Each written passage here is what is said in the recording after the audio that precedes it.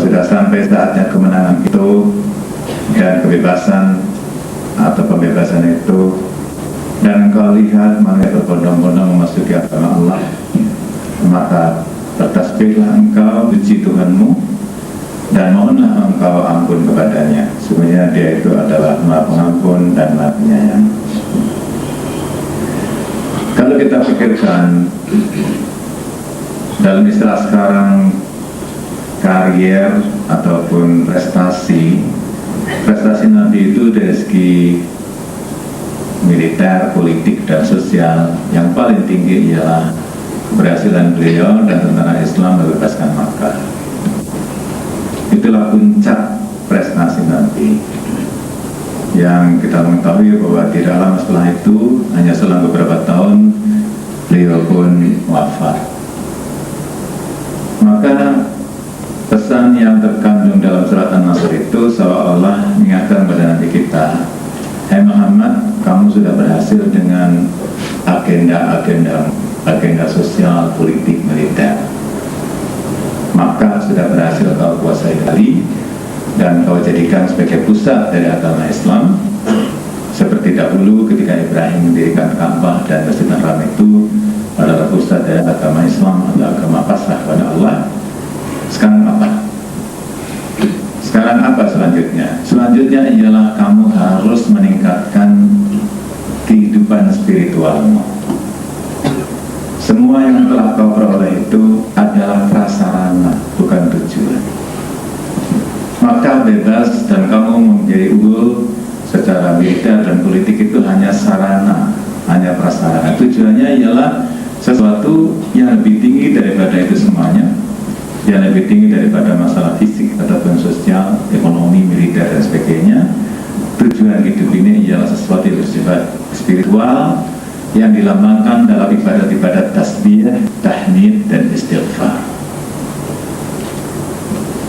Jadi ini sama dengan firman Allah di tempat lain yang merupakan peringatan bagi kaum beriman.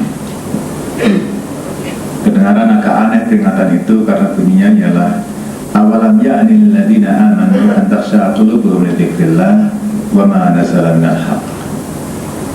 Belumkah sampai saatnya kaum beriman ini menjadi khusyuk hatinya dengan ingat pada Allah dan memikirkan kebenaran yang telah diturunkan kepada mereka. Seolah-olah Tuhan menegur, ini kaum beriman ini sibuk dengan masalah-masalah sosial, politik, militer, dan sebagainya. Kapan hati mereka menjadi khusyuk?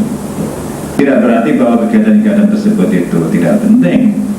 Kenyataannya ialah sangat penting karena merupakan prasarana. Tetapi jangan sampai, kata pepatah Arab, lupa tujuan karena tenggelam dalam syarat. Yusammirul jinnal saqi wa ya'murul mawjud as-saqili. Menarik celana karena mau mengarungi lautan tapi tenggelam di tepi pantai. Banyak sekali orang yang di tepi pantai tanpa pernah bisa merealisir tujuannya, yaitu tenggelam dalam syarat dan lupa tujuan. Maka dalam skema itu, semua yang dilakukan oleh Nabi yang kita bisa kenali sebagai agenda sosial, politik, militer, dan sebagainya adalah syarat. Tujuannya ialah yang tercermin dalam pesan Allah, fastabbih bihamdi rabbika wastaghfirhu. Maka sekarang kamu bertasbih memuji Tuhanmu dan minta ampun kepadanya. Tidak cuma yang pertama. Oleh karena itu, kalau menurut fikih, terutama di kalangan mazhab Hambali, sejak itu Nabi mengubah bacaan-bacaan pada waktu sujud dan rukuk. Kalau selama ini ya subhanallah rabbiyal azim wa bihamdi diubah menjadi subhanakallahumma rabbana wa bihamdika allahumma ighfirli. Subhanaka, maha suci Engkau, Allahumma wahai Tuhanku, rabbana, Tuhan kami, wa bihamdika, dan dengan segala puji kepada Engkau, ighfirli, ampunilah aku. Seolah merupakan suatu realisasi ritualistik, pelaksanaan dalam bentuk ritual dari perintah Allah supaya bertasbih, bertahmid, dan istighfar dari itu. Ini jangan sampai lepas dari ingatan kita.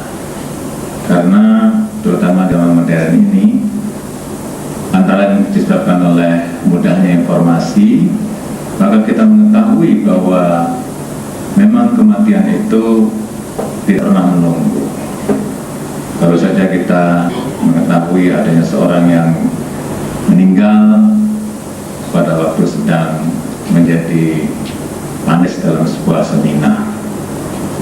Dulu pernah kita dengar adanya orang meninggal ketika main tenis, dan almarhum Ustadz Moko meninggal juga ketika dia sedang memberikan ceramah di Universitas Gadjah Mada di Yogyakarta.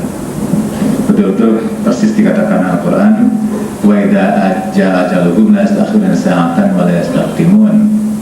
Dan kalau sudah sampai ajal itu, maka la yastakhiruna sa'atan, tidak akan ditunda pada saat pun, wa la yastaqdimun, dan tidak akan dipercepat. Pada detik itu pula kita akan kembali pada Allah. Karena itulah Nabi kita sendiri pun tidak tahu kapan beliau itu meninggal.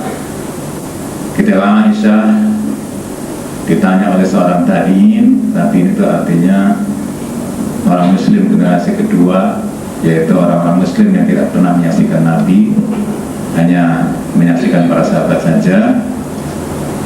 Salah seorang tabi'in ini tanya kepada Aisyah, wahai Aisyah, oleh karena Rasulullah itu begitu hebat, maka pasti dia tahu kapan dia bakal meninggal. Ternyata Aisyah marah dengan pertanyaan itu, lalu mengingatkan, apakah kamu tidak belajar dalam Al-Quran? Bahwa Al-Quran dikatakan, wa ma tadri nafsun madza taksibu ghadan wa ma tadri nafsun fi ayyi ardin tamut.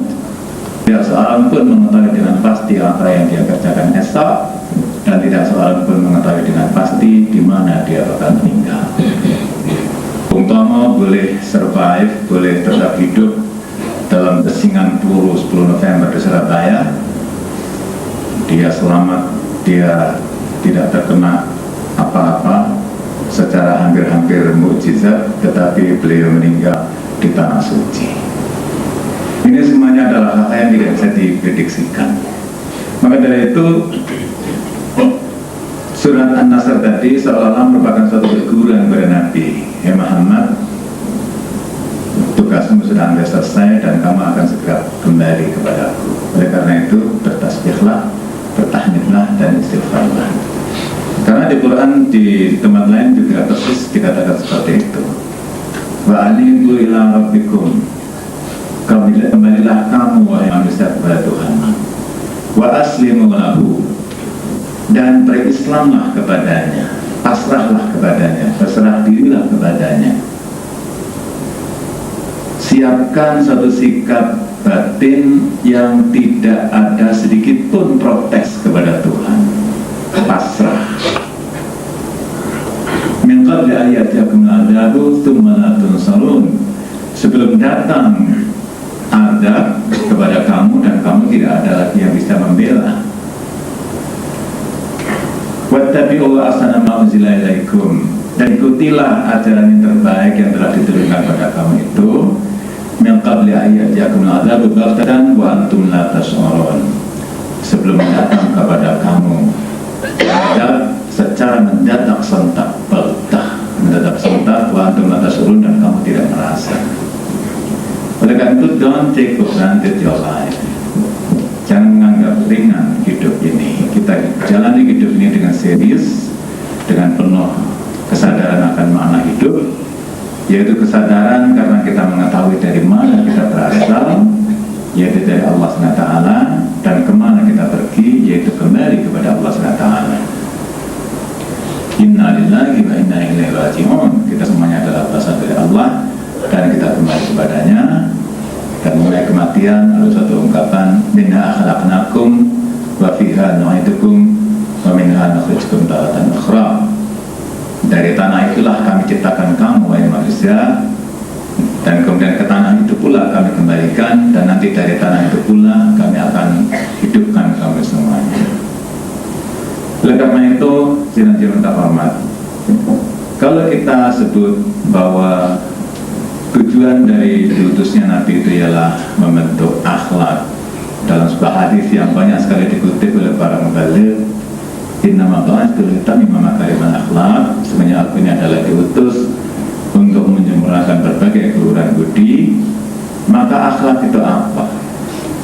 Secara mudahnya dan ringkasnya, akhlak adalah sikap hidup yang menjalani hidup ini dengan sungguh-sungguh karena dijiwai oleh kesadaran dari mana kita berasal dan kemana kita pergi. Dari mana kita berasal, yaitu dari Allah SWT, dan kemana kita pergi, yaitu kepada Allah SWT. Oleh karena itulah, berkaitan dengan ini, ada hadis-hadis yang menganjurkan agar supaya kita itu selalu ingat mati. Sampai-sampai ada sebuah hadis, Rasul hikmati zikrul maut. Pangkal kebijakan itu ialah ingat mati. Biasanya orang itu lupa akan ukuran-ukuran moral karena dia lupa bahwa dia akan mati. Padahal hidup ini tidak lain adalah antri mati. Soal mati adalah soal waktu. Tidak ada kejadian yang lebih mengerikan daripada mati, tapi itu justru yang paling tidak bisa kita hindari. Kalau kecelakaan di jalan, insya Allah kita usahakan bisa hindari. Kalau jatuh, bangkrut, insya Allah bisa kita hindari, dan sebagainya. Tapi kematian adalah sesuatu yang tidak mungkin kita hindari. Oleh karena itu, taubah itu sebetulnya adalah kembali. Jadi kembali kepada Allah. Maka dari itu perkataan lain adalah inabah yang tadi saya baca. Firman Allah, wa anibu ila rabbikum, kembalilah kamu kepada Tuhan. Sebab dalam hidup ini kebahagiaan itu kita peroleh kalau kita berhasil kembali ke asal. Seperti anak yang kembali ke ibu. Kalau anak menangis karena ibunya tidak kelihatan, kemudian tiba-tiba kelihatan ibunya, lalu lari dan didekat oleh ibunya, dia diam. Dia telah kembali ke ibunya. Kita semuanya ingin pulang. Pulang itu adalah juga gejala kembali. Pulang itu bukan masalah fisik, artinya tidak tergantung pada kondisi rumah kita. Sekalipun rumah kita gubuk, tetapi kalau kita tidak berhasil pulang, kita akan menderita. Biarpun ditampung oleh orang baik hati di rumahnya yang mewah, tetap kita ingin pulang. Jadi pulang itu pun adalah gejala kembali, dan keberhasilan pulang itu menimbulkan kebahagiaan, sehingga kesengsaraan pun dikaitkan dengan sesat. Apa itu sesat? Sesat itu ialah orang yang tidak berhasil kembali ke asalnya. Seperti kalau kita misalnya di suatu tempat, kemudian tidak bisa lagi menemukan jalan keluar dan tidak balik kembali pulang, itu namanya sesat. Dan seterusnya, kemudian terakhir ialah kembali kepada Allah Subhanahu wa ta'ala. Maka kembali kepada Allah itu akan menimbulkan kebahagiaan yang sangat hakiki, kebahagiaan yang final, yang absolut, karena dimensinya rohani. Oleh karena itu kita semuanya harus bisa kembali kepada Allah, harus bisa inabah, harus bisa taubah. Dan dalam Al-Quran disebutkan bahwa syarat taubah itu dengan sendirinya ialah bahwa kita tidak akan kembali mengulangi pekerjaan yang kita bertobat daripadanya itu. Walladzina idza fa'alu fahsyatan, ini gambaran mengenai orang beriman. Orang beriman ialah walladzina idza fa'alu fahsyatan, yaitu mereka yang apabila melakukan suatu hal yang tidak senonoh, dosa, fahsyat, wa dzalamu anfusahum, dan berbuat zalim pada dirinya, zakarullah, cepat ingat pada Allah, wastaghfiru lidzunubihim, dan kemudian mohon ampun atas dosa mereka itu. Wa may yaghfiru dzunuba illallah, dan memang siapalah yang bisa mengampuni dosa kepada Allah.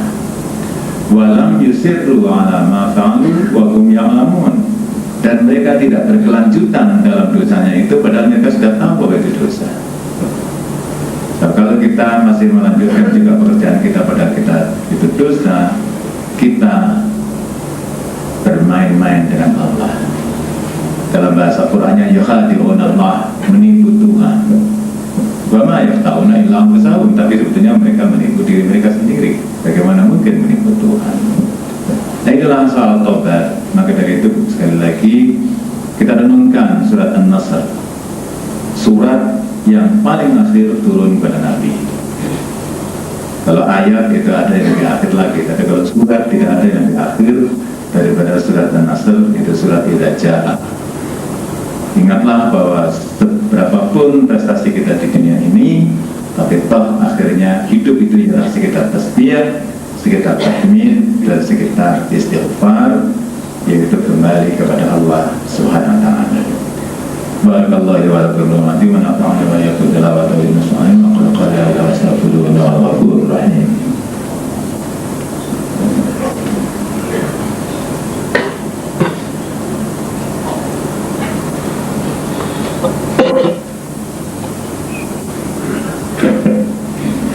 Alhamdulillahilladzi atana hadza wa ma kunna linahtadiya an hadana Allah. Asyhadu an la ilaha illallah wahdahu la syarika lah wa asyhadu anna Muhammadan abduhu wa rasuluh. Allahumma shalli wa sallim ala Muhammadin sayyidil mursalin wa ala alihi wa sahbihi ajma'in. Amma ba'du, fa ya alladziina aamanu taqullaha wa tazawwadu fa inna khayra zadi taqwa. Inna Allaha wa malaikatahu yusalluna 'alan nabiy ya ayyuhalladziina aamanu sallu 'alaihi wa sallimu taslima. Allahumma shalli wa sallim wa barik ala Muhammad wa ala Muhammad kama shallaita wa sallamta ala Ibrahim wa ala ali Ibrahim fil alamin innaka Hamidum Majid. Allahumma ighfir lil muslimin wal muslimat wal mu'minin wal mu'minat al-ahya'i wal amwat. Rabbana amanna bima anzalta wa tabi'na rasul faktubna ma'as shahidin. Rabbana innana sami'na munadiyan yunadi al-iman an aminu bika fa amanna. Rabbana ighfir lana dhunubana wa kaffir 'anna sayyi'atina wa tawaffana ma'al abrar.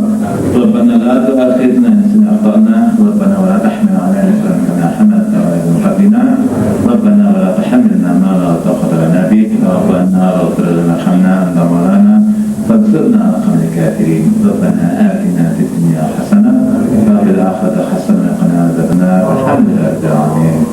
Ibadallah, innallaha ya'muru bil 'adli wal ihsani wa ita'i dhil qurba wa yanha 'anil fahsha'i wal munkari wal baghi ya'idhukum la'allakum tadhakkarun. Udhkurullaha yadhkurkum wa la dhikrullahi akbar.